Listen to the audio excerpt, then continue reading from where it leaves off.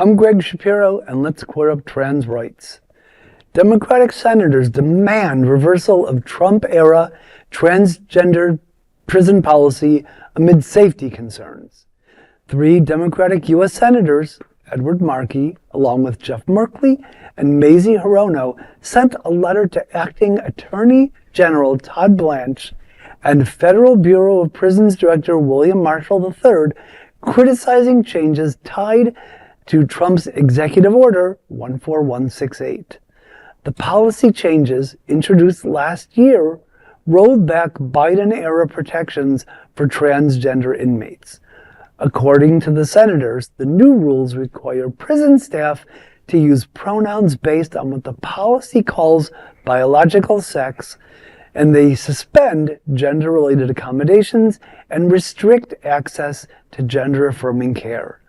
The senators also warned that the policies could increase mental health crises and suicide risk among incarcerated transgender people.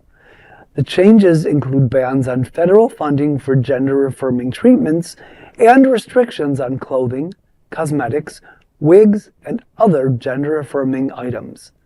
A later Bureau of Prisons directive also prohibited gender-affirming care even when privately funded. The senators requested answers from the Bureau of Prisons, including BOP plans to monitor and assess the impacts of recent policies on gender-affirming medical and psychiatric care.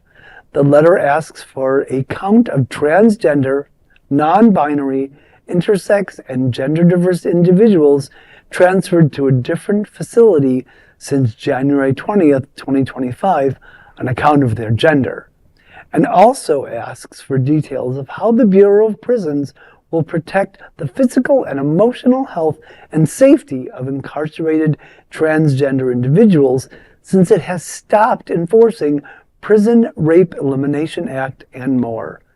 The senators also want to know if the Bureau plans to form a specific process through which trans individuals can seek assistance or lodge complaints concerning harms they experience due to the recent policies. The deadline set by the senators for the Bureau of Prisons' response to their questions is coming up. It's May 21st. Wow. I mean, we should be grateful to have caring and concerned senators such as Edward Markey, Jeff Merkley, and Mazie Hirono speaking out on this matter. But does anyone think that Attorney General Todd, Blanche, really cares about what happens to transgender people incarcerated? I mean, did anybody think that for a minute they would even care about them? Obviously, Trump and his Heritage Foundation cronies, who probably crafted all the language of these rules, they don't care. So why do you think that these other people would care?